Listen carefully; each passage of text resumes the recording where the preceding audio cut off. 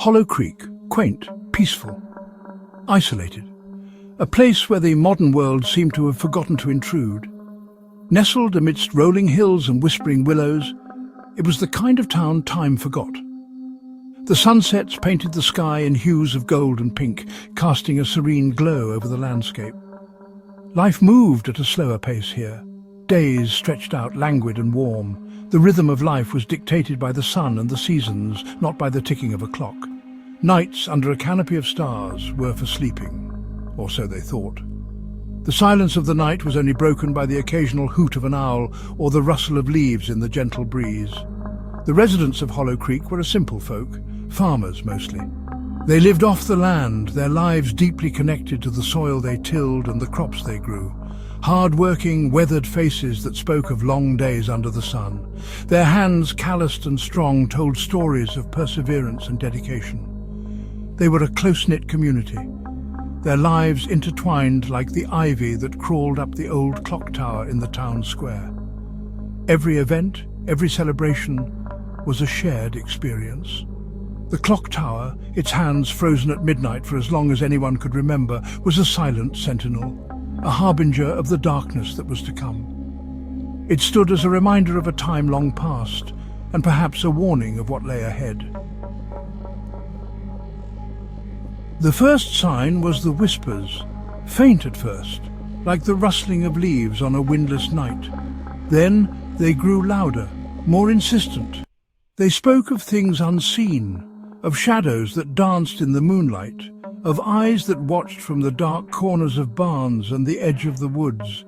Children, they said. Children with eyes as old as time, children who never aged. They were seen at the edge of the woods, their silhouettes barely discernible against the dying light. Their laughter, high-pitched and chilling, echoed in the stillness of the night, sending shivers down the spines of anyone who heard it. Then the disappearances began. A farmer out tending his fields late one night vanished without a trace.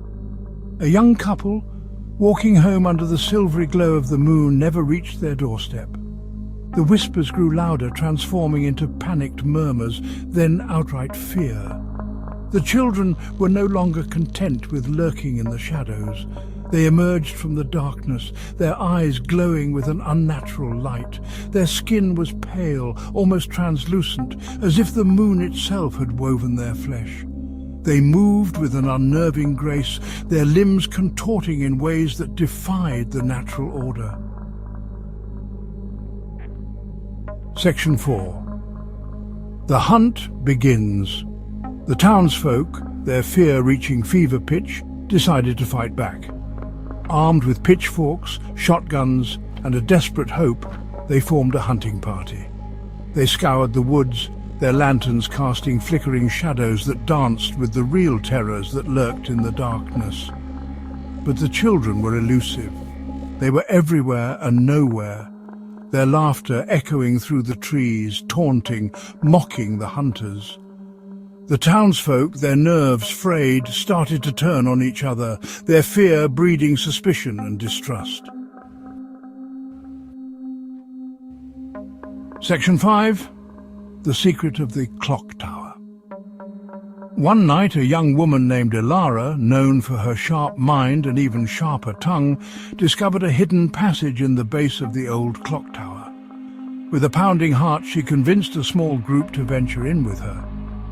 The passage led to a subterranean chamber, dimly lit by flickering torches.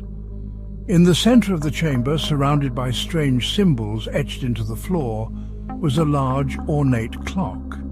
But this clock was different. It pulsed with a faint ethereal light, its hands moving backward. Section 6. A glimmer of hope, quickly extinguished. As Ilara reached out to touch the clock, the children appeared, their eyes burning with an icy fire. The air around them seemed to shimmer with an unearthly glow, casting long, haunting shadows on the walls. They spoke, their voices a chorus of whispers that seemed to claw at the edges of their minds. Each word they uttered felt like a cold breeze, sending shivers down Ilara's spine. They explained that they were not children, not in the conventional sense. Their true nature was far more complex and ancient, tied to the very essence of time itself. They were guardians, keepers of time, bound to the clock and the town. Their existence was a delicate balance, a necessary presence to maintain the flow of time. Their purpose was to prevent the clock from striking 13, an event that would unravel the fabric of time itself. The 13th hour was a harbinger of chaos, a moment that could bring about the end of everything. Ilara, her mind racing, realized the horrible truth. The weight of the revelation pressed down on her, making it hard to breathe. The townsfolk, in their fear and ignorance, were inadvertently contributing to the very problem they were trying to solve. Their actions, driven by panic, were pushing the town closer to disaster.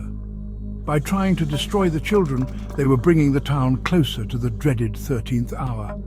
The mob's anger and fear were like fuel to a fire, accelerating the approach of the catastrophic moment.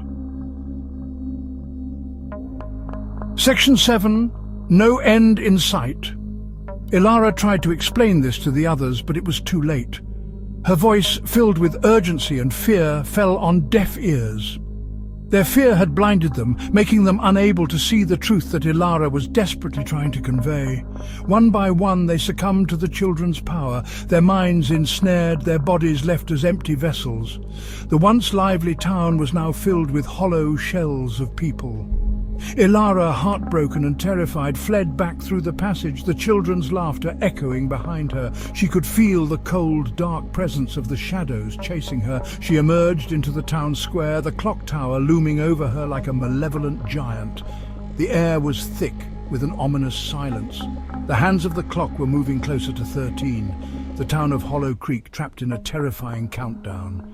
Each tick of the clock echoed like a death knell.